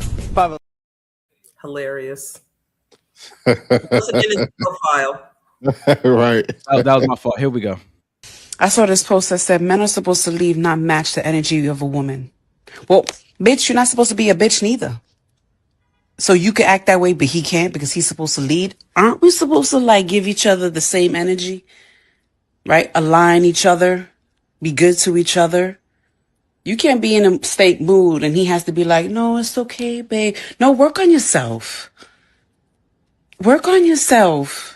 Remember yes, they have to be able to create these safe spaces for us to jump in that bitch. But at the same time, you need to work on yourself to be able to receive it. Because if you're constantly still hurt, constantly still in this defensive mode, no one's going to be able to come and love you and be with you if you don't work on you. Work on you so they can feel safe to come into that space too, baby. We can't just be leaving it to them. No, you got to fix my attitude. You got to do this. What about you? Take accountability too, boo. Yes, they're supposed to lead, but we're not supposed to come with some nasty attitude that they have to excuse our behavior. No, we're not excusing this. No, get your shit together too. What are we doing? All right, just to preface this, the reason I posted this video is because we asked a question a few weeks ago saying women need to feel safe. Everybody agreed, but do men need to feel safe also? And if so, do they need to feel it the same way that a woman needs to feel safe? That's what we're talking about tonight. So please, whatever your response is to that video. Okay. So I agree with her as far as like, yes, the man is supposed to lead, but you can't just be acting all types of ways and expect him to remain in, I guess, a right state to be leading, right? I also think that dang, I lost my whole train of thought. Hold on. So while you thinking, babe, I'll say this. I love the video. I agree with her 100%. But what I think about it is she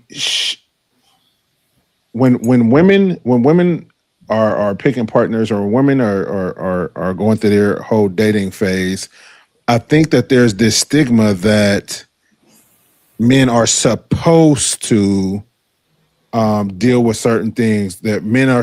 I've even heard women tell me that, oh, my next dude is gonna have to tame me. My next dude is gonna have to somebody. It's gonna take a strong man to have to deal with me. And they wear these things like badges of honor that it's so difficult to be with them. And it's wild, bro.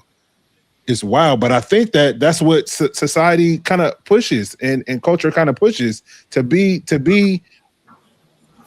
masculine almost, and to step into the role of, well, I'm a boss and ain't no man gonna be a bigger boss than me. And then they get in these relationships and now you want to be a sauce girl, but you still got big boss energy and it don't work.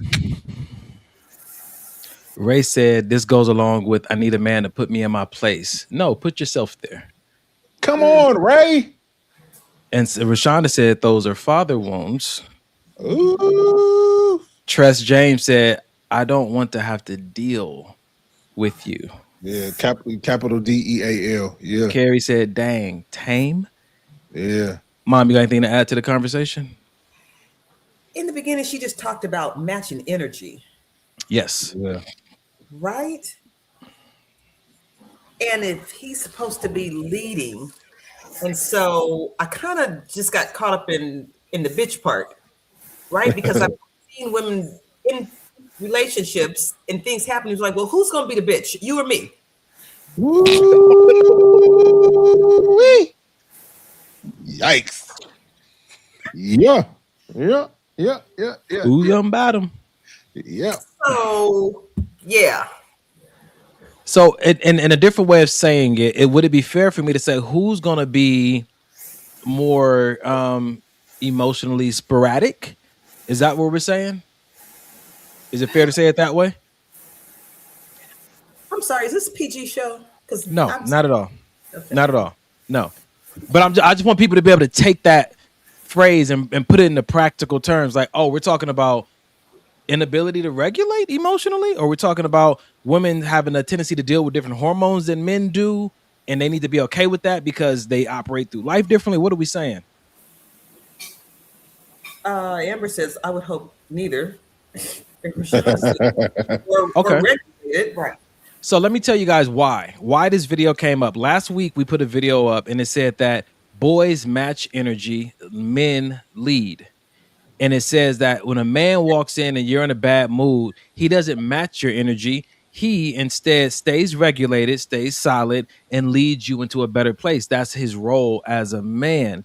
Now, this video is saying from the woman's lens, like, that's making it very difficult on him. Why don't you also present the kind of energy that he could match and not always have to be the one, the bigger person per se in a situation, the most regulated person per se all the time, because over time that may lead him to a different type of woman. Because you could just say like, hey, I'm feeling away right now, or I'm not, in the best mood right now. You can say those things. He doesn't have to read your energy. You can just tell him where you're at. But for those who don't, what are we saying to them? Is there any kind of self-check that Communicate. Okay. What does that look like? What's that conversation sound like? Can we play that out?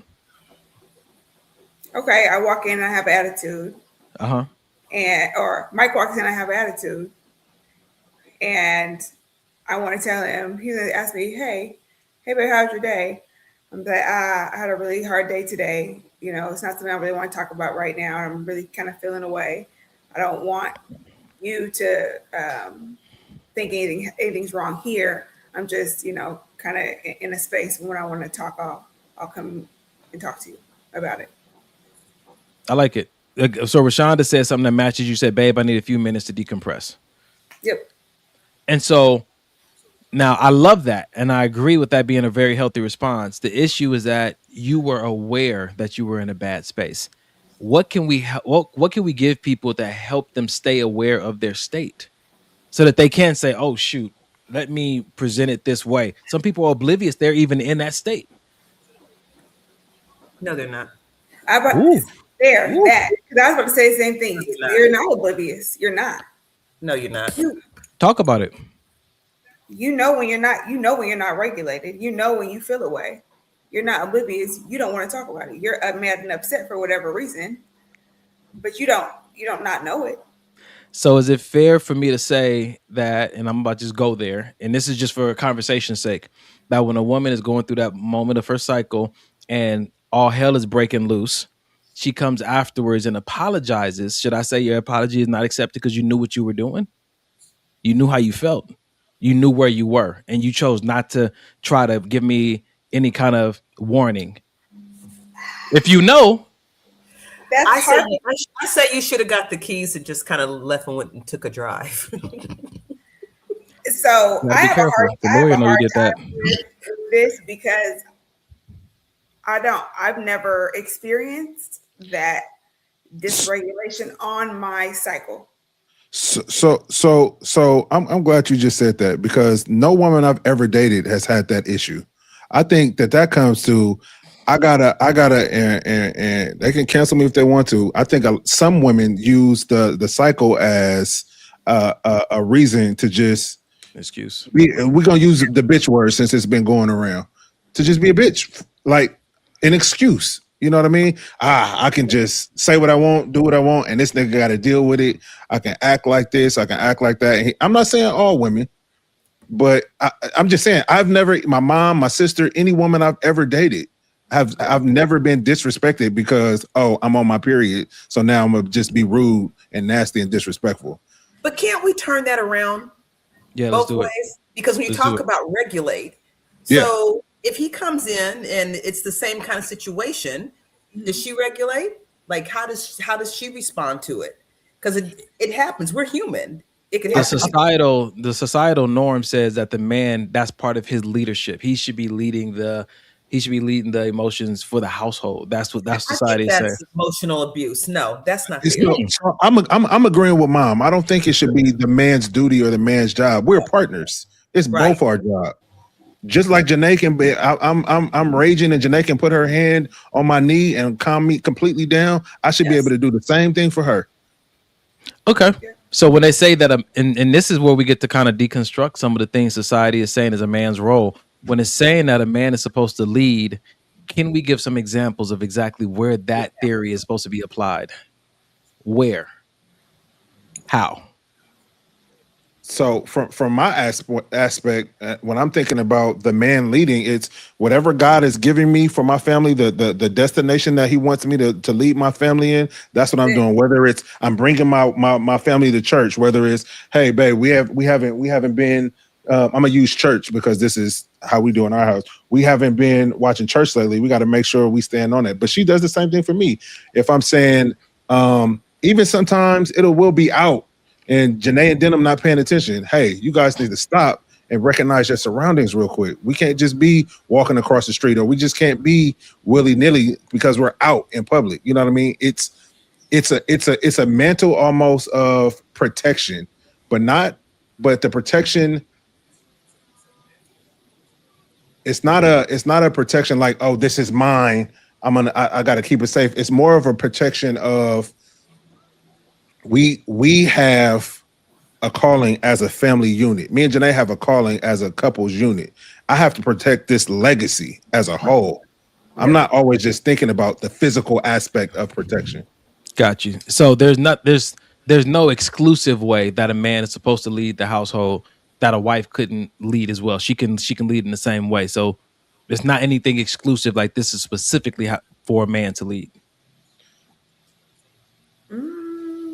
So I'll say this: if that's what you guys discuss, if Janae says just I'll give you this scenario. If Janae says, "Hey, you know what I mean? I want to be in charge of the finances. I have a finance degree, this, and that. But in my mind, well, I'm the man. I should be able to lead in all things. No, I'll handle that. But that don't even make sense. So it might be healthy for society to take that pressure off of just saying men need to lead, because it sounds like they're trying to make it synonymous with the Bible saying man at the head, and then it's grown into men need to lead because they're the head, and maybe those two should not be connected. I think what society's saying is, this is what I think society's saying. It don't have nothing to do with what the Bible is saying. Society is saying because men are considered the stronger sex, then that's why they should lead. And I don't agree with that, because women are a lot stronger in other areas besides just physical brute strength. Okay. You see what I'm saying? So that's what I think society means by men are to lead, because it always shows that. Even when we going back in the times of the dinosaurs and the cave people, they always see the men going out and getting the food. The woman just staying at home, pitter pattering, not doing too much of nothing. That's what we've seen since we were kids. I'm not about to stay home doing nothing, but men so hunters. Right, and what did the woman? But what did the woman do? We were making fire. Yeah. But you guys stayed at home. That's my point. In the animal kingdom, they talked about this. I was watching this documentary on dogs, and it says that women are more vicious. The female is usually more vicious than the male, because while the male is out hunting, the woman is at home protecting the children. She's where? Protecting the children. No, but where is she? Wherever the kids are. So, like what you said was at home. So that's one of the places. So, but my point is, men are always made to seem like we're always made to seem like the go-to, whether it's decisions, whether it's whatever protection, whatever it is that may be. But what I'm saying is, in a partnership, we can both share those roles, some of those roles. Got you. Like I mentioned the finance thing. I'm not leading in the finance in my house. Janae is. Ladies, do you guys have any correction you think society needs to make when it comes to these gender roles or title responsibilities versus husband and wife and stuff? Absolutely. That's wild. To everything that we talked about, like, where did this first start? Yeah. Who said that? And what makes that so? And times have changed. And so, once upon a time, yes, we were, as Mike said, we were at home like pitter-pattering, whatever the pitter-patter is. But because society did not recognize our workplace, right? Times have changed. We've become independent. We've evolved from that in a lot of great ways. But when you want to talk about leadership and you want to talk about it from a spiritual side, then it's because if the man is following after God, right? He's following the word. And so then she will follow her husband. But as far as you want to break it down into like roles and responsibilities, no, we're in a partnership here, and we're going to talk together and do what's best for this household. Absolutely. Whatever the strength is. Got you. And so that means, oh, sorry, sis, you want to add to that too? No, I was just agreeing. I said absolutely. I agree with that 100%. How do you guys feel about stay-at-home husbands? So I'm okay with it. Like if our finances allow, and I'm the executive of an organization, and his role at home is something that's beneficial to our family.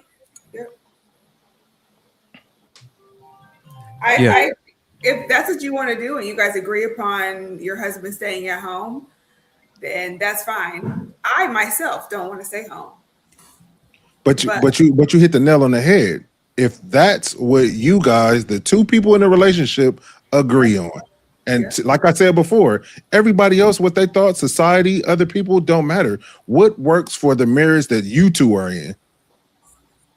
That's That's good. really all that matters. This is I think this is good conversation because I don't think we spend enough time deconstructing some of these norms that we feel pressure to fit into. And if we don't deconstruct them, we carry them with us into dating, into relationships, into marriages, not even knowing why we're making them such a big deal. But you're supposed to lead, you're supposed to lead, you're supposed to lead. And nobody's ever had a conversation like, where did that come from? What does that mean? What do you want that to look like for you? What does leadership here look like for you? And where would I like you to lead? And where does that look like for me? Or do you feel like that's not appropriate? Because if you start having these conversations early on, you'll recognize who you can and cannot do lifelong partnership with. Woo, brother. Yeah. Yeah. That is the truth. Mike, you That got is the anything truth. on maybe this will help Instagram? Let's see. I'm checking mine. Are we good? They said it's really bad in the church. And I think that, I don't think it's intentionally bad in the church, when it comes to man being ahead and lead. I just think that, like we said a few weeks ago, Mike, anywhere you can't ask questions, you got to be aware of manipulation. And I think that most churches and most ministries would benefit from opening up space to question what's being preached. And question was being not from a place of even challenging, but maybe challenging, but just like, can we go a little deeper and make it more practical so I can understand that? So I think that's good. We got 4 minutes, and I'm gonna end with this other video. And since we're already in this lane tonight about just heightened emotions concerning what makes us work, what doesn't make us work, what's my role, what's not my role. The reason I wanted to unpack, and I'm happy we went as deep as we did in these conversations, because we are talking about relationship advice and does it hurt or does it help? My belief is that it hurts if I can. It hurts when I'm forced to stop asking questions. That's when it hurts. Because I may have a certain curiosity that I want to explore, and if I can't, and you're still holding me to the standard, that's when it starts to hurt, because I don't have this clarity that I need to move forward in an authentic and necessary way. But last video. Ego can be just as destructive. Most women don't want partnership, they want to be worshipped. And female ego can be just as destructive, if not more destructive, than male pride. A lot of women unknowingly are cultivating a relationship where the entire emotional environment revolves around them. Their emotions, their insecurities, their emotional needs, their wants, their desires. And so your man in the relationship is secretly drowning. I'm going to give an example of what a lot of men feel when it comes to being with their prideful wife, right? Their egotistical wife. It's like being in a relationship with someone who is always looking in a mirror, right? They're never looking at you, they're looking at themselves. He's there, but you're looking at what you see that you're lacking, that you want, that you desire, that you want to change for yourself.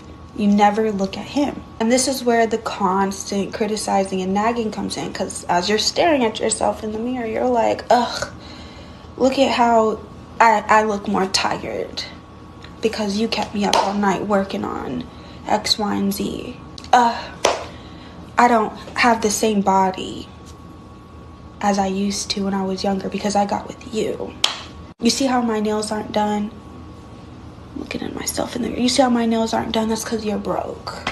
You see what I'm saying? You're in a relationship with yourself, sweetheart. So eventually your good man starts to change. You grew resentment. Because resentment grows where appreciation doesn't exist. And I'm going to speak as a wife myself, right? A lot of women are in love with how a man makes them feel. They're not truly in love with the man. So when it says that a man who finds a wife finds a good thing and receives favor of the Lord, it's a woman who cares about that man's soul. Most women don't want partners. All right. This would be a great conversation for us to end the show with. Any immediate responses? Get you a woman that cares about your soul. Get you a woman that cares about your soul. I like that.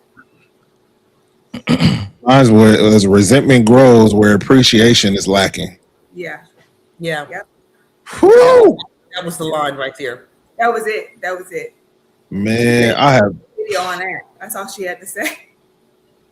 I appreciate that line. I appreciate the examples because sometimes it's hard. I don't want to say it's hard to see that you're doing this. Sometimes it's hard to accept that you're doing it. I like that. And like again, that. you know what I'm saying? Go ahead, sis. When she started, it made me think of now, like women talk about wanting a soft life. Mm. Made me think of like soft life. Because when I hear soft life, I think of women who don't have to work. You don't really want for anything. You don't really have to cook or clean or do anything like that. They want to just be kind of taken care of. And so it just reminded me of these women who want a soft life. And I could be totally wrong. There may be some women who define soft life different than I define it. Yeah. And you know what's crazy about that, babe? I'm glad you said, what's crazy about that is good men like my brother and I, we would give you that soft life if we felt the appreciation. You know what I'm saying? It's the women that want the soft life that are not willing to give the appreciation, not willing to make that man feel like that man, that are asking for this soft life. You don't fucking deserve it. Like what? What's crazy is honestly, and then to go further, it's like, are you with a man who can actually afford to do that? Because right now it's expensive to live in LA. Yeah.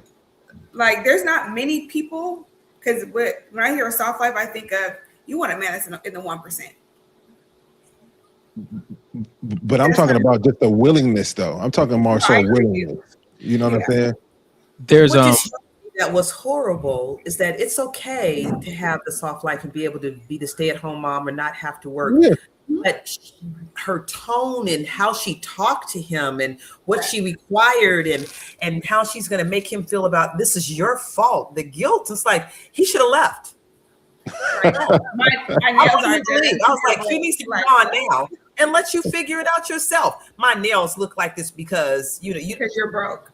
Because you're broke. Let's see what they look like when I'm gone.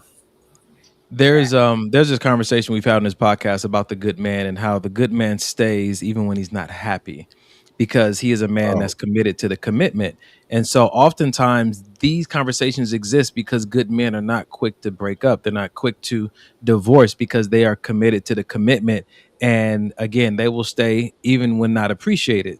Now, slightly different from what Mike said. For me, I don't try to make anything when I'm in a relationship dependent on appreciation, because for me, what I was taught by one of my mentors is that when this is all said and done, it's going to be between you and God. Did you love her the way that he told you to, regardless of what she deserved? Because in marriage, it's love her as Christ loved the church. We don't deserve anything, but his commitment was to be in a vessel, right? So I know that can be a hard line to toe. So the way he showed me, he said, don't make it based off of her appreciation, especially if it's fluctuating. It just might be a rough season. She may not be seeing it. So don't make everything like I'm showing you receipts. You didn't appreciate this. You didn't appreciate that. You didn't appreciate this. It's different when there's criticism while appreciation is absent. So you got to watch out for that. And the reason this whole conversation came up is because me and my friend were talking about how some women are marrying men that can give them the life that they want, but they don't really want the man. And I don't think enough men recognize that that's what they want. That some women want the life, but they don't want you. And if you're a man that needs to be wanted, then that's something you might need to be aware of, that some of them just want the life. And as soon as you cannot provide the life anymore, they're not going to see a need for you. But like Janae said, that last line, but when you take the time when dating, ask the right questions, operate with enough patience to know if she cares about your soul, it's a different conversation. It's a different relationship. Yeah, that's facts. That's good. I think that tonight these conversations got pretty deep. And some people may have come across a very touchy subject that made them feel some type of way. And sometimes you can get emotional. Sometimes you can get in this headspace of, but what do I do now? We like to provide a resource at the end of every podcast. When this says the Suicide and Crisis Hotline, even if you're not feeling suicidal, but especially if you are, you can have your own little personal crisis that you're struggling with right now that's keeping you from going to sleep, that's keeping you from being able to eat during a day that just has you feeling anxiety all day, you don't have to even go through that alone. You can call 988. The counselor who picks up the phone is trained to listen if that's all you need. They're also trained to connect you with resources, reading materials, or therapists or support group. The number is designed to help you in ways that you need to be helped. Me and Mike offer this service. We let you know about this service because we're only here on Sundays and we can only do so much. We do care about you. We hope these shows are insightful and comical and funny at the same time. But for some of you guys, this is life or death. This is divorce conversations. This is what about the kids? This is I'm struggling with this relationship and it's hurting me and my mental health. Mhm. The Suicide Crisis Hotline number is for you. Please screenshot this or share it with a friend. And as always, I'll say this, and I have to say it in every episode, just because you care about somebody doesn't mean you know how to care for them. If you know someone who's going through it and you want to get involved, reach out to this number first to ask them if your plan is going to be helpful or harmful, because you jumping in and saying you care but not really educated on how to talk to somebody in this place can make things worse. So just know that. Yeah.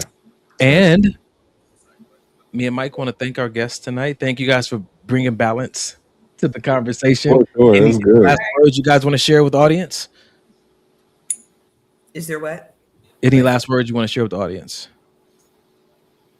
I'll just say it again, what I said from that show that I used to watch. Love is attainable as long as you define it for yourself. Yeah, taking that with me. Yes. And my word is still going to be check in. I love what you guys do. I love what you stand for. I love the messages that you send out. But I'm really touched by this last month, and check in on your friends, even those that you think that are doing well. Man, that's good, Mom. And don't think that just because we talk about the gender roles and the men being the leaders or being strong, that they don't need help. Check in. Yeah, that's good. Yeah. That's good. Bro, you got any last words? No, I ain't got no last words for these raggedy. So that means you praying us out. Father, we thank you for another great show. We thank you for bringing my mom and my sister here tonight to help us out. Your sister? Your sister. Oh, okay. Your sister. My wife. Here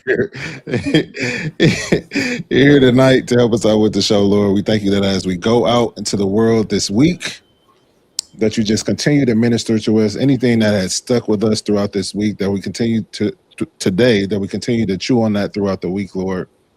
And hopefully it ministers to somebody and helps them out of a situation that maybe you don't want them to be in, Lord. And we just thank you and praise you for the continued success of the show. We thank you that, as the people continue to watch, that it does help them, Lord, that it does encourage them to do better, be better as we strive to be, Lord. We thank you and praise you for your surrounding angels as we go throughout our work week, school week, over ourselves, our children, and our families, Lord. In Jesus' name we pray. Amen. Man, I thought you were going to give us a long one for a minute there. You're about to get in a row. Nah. Ladies and gentlemen, thank you for joining us tonight. Until next Sunday. 2 Chainz. I'm my honeybees. Can we talk for a minute? Come on and talk to me.